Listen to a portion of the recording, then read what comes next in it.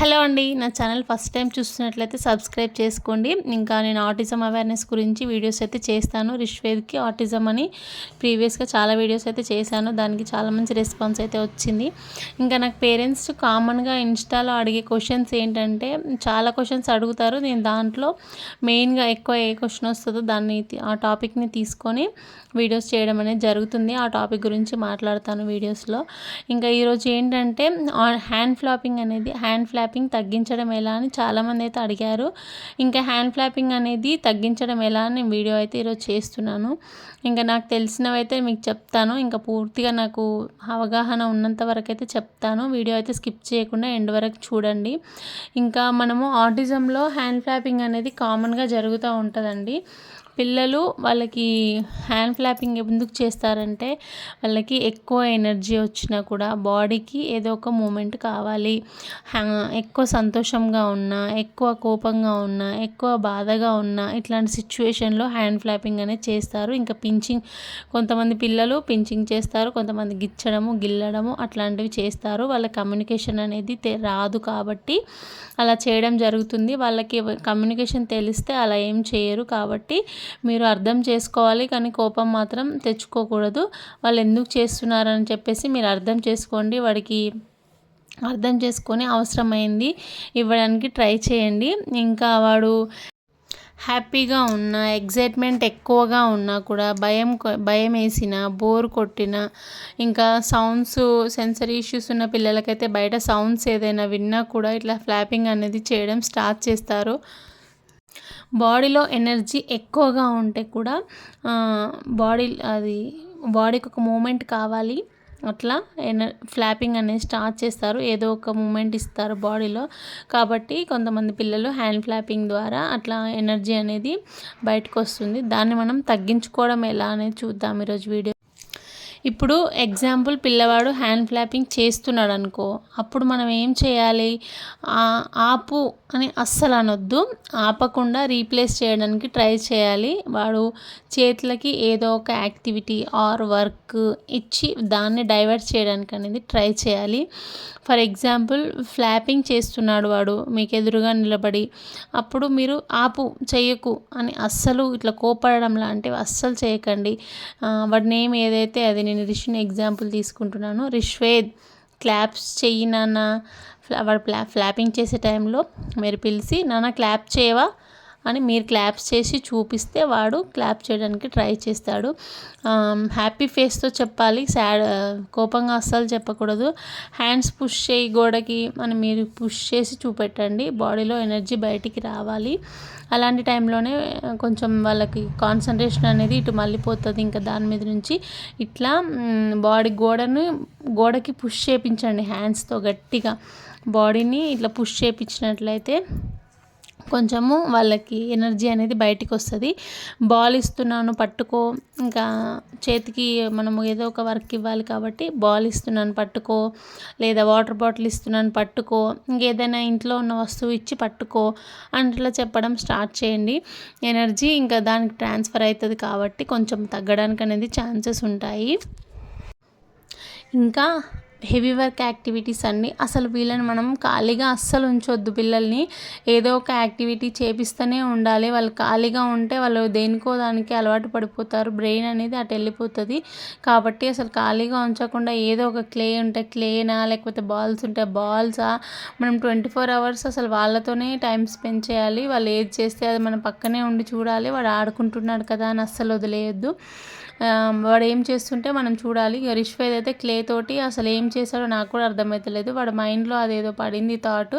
దాన్ని 2 days నుంచి ఏదేదో చేస్తున్నాడు. నాకైతే అవి పార్ట్స్ ఏంటో కూడా అర్థం అవ్వట్లేదు.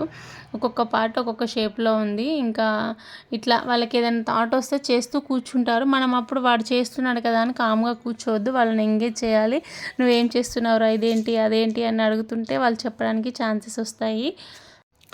హెవీ వర్క్ యాక్టివిటీస్ చేయించమని చెప్పాను కదా, దాంట్లో ఫ్లాపింగ్ ఎక్కువగా అయ్యే ముందు మనం ఇంట్లో దోస పిండి కల్పించడము, ఇంకా వీళ్ళకి ఫ్లాపింగ్ ఎక్కువగా ఉన్న వాళ్ళకి ఇవి నార్మల్ ఆటిజంలో అయినా కూడా చపాతీ పిండి ఉంటుంది కదా, గోధుమ పిండి, దాన్ని కల్పించడము గిట్లా, అంటే కల్పించడం అంటే కలపడము, 2 చేతులతో పిసకడము, అట్లా ట్రై చేయించండి.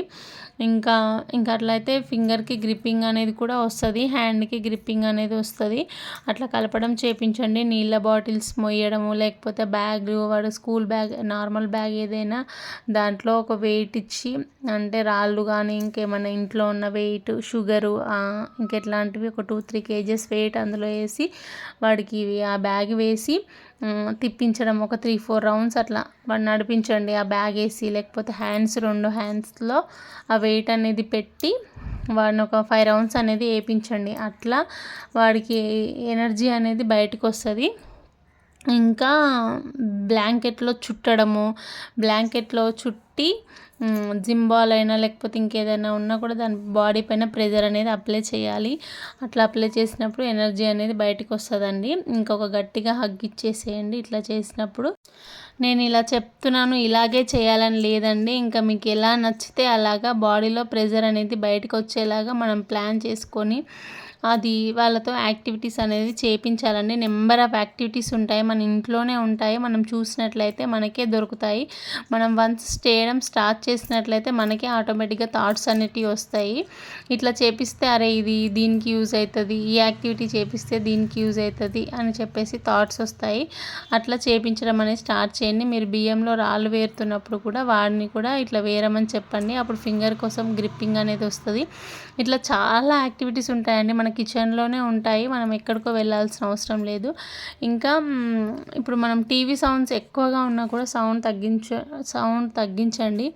బోర్ కొట్టినప్పుడు కూడా ఇప్పుడు ఫ్లాపింగ్ చేస్తూ ఉంటారు కదా, బోర్ కొట్టినప్పుడు సాంగ్ పెట్టి ఆ పాటకి డ్యాన్స్ చేయమని చెప్పడము, లేకపోతే ఊరికే ఇట్లా ఎగరడము, ఆ సాంగ్ వినడము. ఇంకా హ్యాపీగా ఉన్నప్పుడు ఫ్లాపింగ్ చేస్తున్నట్లయితే నువ్వు హ్యాపీగా ఉన్నావా, మమ్మీ కూడా హ్యాపీగా ఉంది, సూపర్ నాన్న అని చెప్పేసి ఇట్లా హైఫై ఇవ్వడము. వాడిని అడగండి, నువ్వు హ్యాపీగా ఉన్నావా, దేనికి హ్యాపీగా ఉన్నావు, ఏం గుర్తొచ్చింది అని అడిగి హైఫై అనేది ఇవ్వండి. ఇంకా హ్యాండ్ ఫ్లాపింగ్ అనేది ఆపొద్దు. అట్లా నువ్వు హైఫై ఇచ్చినప్పుడు వాడికి ఆటోమేటిక్గా ఆపడం అనేది స్టార్ట్ చేస్తారు. ముందు ఎనర్జీ బయటికి వస్తే ఫ్లాపింగ్ అనేది ఆటోమేటిక్గా తగ్గుతుందండి. మీరు మాత్రము బాబుని అయినా పాపనైనా కానీ కొట్టి ఆపు అని అస్సలు అనొద్దండి. చెయ్యి గట్టిగా పట్టుకొని ఆపు అనేది మాత్రం చేయకండి. ఎందుకంటే వాళ్ళకి మనం కోపంతో చెప్పినా గట్టిగా చెప్పినా అస్సలు బ్రెయిన్కి తీసుకోరు. ఇంకా దానికి మొండితనం అనేది ఎక్కువ అవుతుంది. సో మీరు కామ్గా చెప్పడానికి, కూల్గా చెప్పడానికి అయితే ట్రై చేయండి. అందరి ముందు అస్సలు చెప్పకండి, ఇంకా చెయ్యకు అని అందరి ముందు అయితే అస్సలు అనకండి. ఫోన్ ఇచ్చి మనం బయటికి వెళ్ళినప్పుడు ఫ్లాపింగ్ చేస్తున్నట్లయితే ఫోన్ ఇచ్చి ఆపమనడము, ఇంకా అట్లాంటివి చేయకండి. వాడికి బయటికి వెళ్ళినప్పుడు వాటర్ బాటిల్ అయినా ఏదైనా చేతిలోకి ఇచ్చి పట్టుకోమని చెప్పండి. అట్లా ట్రై చేయండి. హ్యాండ్ ఫ్లాపింగ్ తగ్గాలంటే దాని ప్లేస్లో ఇంకొక మూమెంట్ ఇస్తే సరిపోతుంది, కానీ దాన్ని మాత్రం బలవంతంగా అస్సలు ఆపకండి. ఇట్లా మూమెంట్స్ ఇస్తూ ట్రై చేయండి. ఇంకా మట్టిలో ఆడుకోవడము ఇట్లాంటివి అయితే సెన్సరీ ఇష్యూస్కి చాలా మంచిదండి పిల్లలకి. ఇంకా యాక్టివిటీస్ ఎంత బాగా చేస్తే అంత బాగా ఇంప్రూవ్మెంట్ అనేది వస్తుంది. పిల్లలకి స్పీచ్ అనేది డెవలప్ అవ్వాలంటే ఫస్ట్ వాళ్ళు మనకి వినాలండి. బాడీలో ఉన్న ఎనర్జీ తగ్గితే హైపర్ అనేది తగ్గుతుంది. వాళ్ళు ఒక చోట కూర్చున్నట్లయితే మన ఇన్స్ట్రక్షన్స్ అనేది ఫాలో అవ్వడానికి ఛాన్సెస్ ఉంటాయి. వాళ్ళు ఒక దగ్గర కూర్చునేలాగా చెయ్యండి. ఎనర్జీ అనేది దేనిపైన ట్రాన్స్ఫర్ చేస్తే ఎనర్జీ అనేది తగ్గుతుంది బాడీలో అనేది ఆలోచించుకోండి. ఒక్కొక్క యాక్టివిటీస్ ఒక్కొక్క దానికి పనిచేస్తవి. అన్ని యాక్టివిటీస్ ఒకటేసారి చేయించకుండా ఒక 3 యాక్టివిటీస్ ఒకసారి, ఇంకొక 3 యాక్టివిటీస్ డైలీ 15 minutes కూర్చొని చేయించండి. Morning 15 minutes, afternoon, evening. ఇంకా మీకు ఈవినింగ్ టైంలో అయితే పార్కులకి ఖచ్చితంగా తీసుకెళ్ళండి పిల్లల్ని. పార్క్కి తీసుకెళ్ళినట్లయితే వాళ్ళు తిరగడము, పరిగెత్తడము, గెంతడము ఇంక ఇట్లాంటివి చేస్తూ ఉంటారు. స్లైడ్ ఉంటే స్లైడు, ఉయ్యాల ఉంటే ఉయ్యాల, ఇంకేది మంకీ బార్, అక్కడ ఏది ఉంటే అది దాంతో ఆడిపించడానికి అయితే ట్రై చేయండి. స్లైడ్ ఉంటే స్లైడ్, ఎక్సర్సైజ్ ఉంటే ఎక్సర్సైజెస్, స్వింగ్ ఉంటే స్వింగ్, ఏదైనా సరే వాడు ఆడడానికి ట్రై చేయండి. మీరు డైలీ తీసుకెళ్ళండి. 1 day తీసుకెళ్ళి 3 days గ్యాప్ ఇస్తే వాడికి అలవాటు అనేది అవ్వదు. బ్రెయిన్కి రొటీన్ అనేది ఇష్టపడతారు వీళ్ళు. కాబట్టి మీరు డైలీ తీసుకెళ్ళడం ప్రాక్టీస్ చేయించండి. వాడి బాడీకి ఎనర్జీ బయటికి వస్తేనే వాడు కామ్ అనేది అవుతాడు. ఆటోమేటిక్గా కామ్ అవ్వడం అనేది జరగదు. రిష్వేద్ అయితే ఇప్పుడు కొంచెం కామ్ అయ్యాడు, పూర్తిగా అయ్యాడని చెప్పట్లేదు నేను.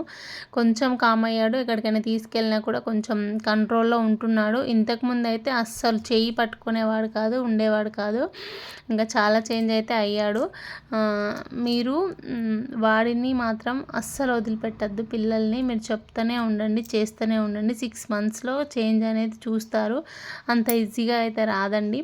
వీడియో నచ్చినట్లయితే సబ్స్క్రైబ్ చేయండి. ఇంకా వేరే పేరెంట్స్కి షేర్ చేయండి. కానీ పిల్లల్ని మాత్రం మీరు ఒంటరిగా అస్సలు వదిలిపెట్టద్దండి. 24 అవర్స్ మనం చేయించాలి. మీరు థెరపీ సెంటర్కి తీసుకెళ్ళినా కూడా ఇంట్లో ఖచ్చితంగా చేయించుకోండి. ఎందుకంటే థెరపీ సెంటర్లో 45 మినిట్సే మనకు దొరుకుతుంది. అట్లాంటిది వాళ్ళు 100% కష్టపడితే మనం 3% ఎఫర్ట్ అనేది పెట్టాలి. ఇంకా 300% మన కష్టం అనేది ఉంటేనే పిల్లలు బాగా అవుతారు. ఆటోమేటిక్ వాళ్ళంతటా వాళ్ళు అనేది బాగా అస్సలు అవ్వరు. ఇంకా బిహేవియర్ చేంజెస్ అనేది ఖచ్చితంగా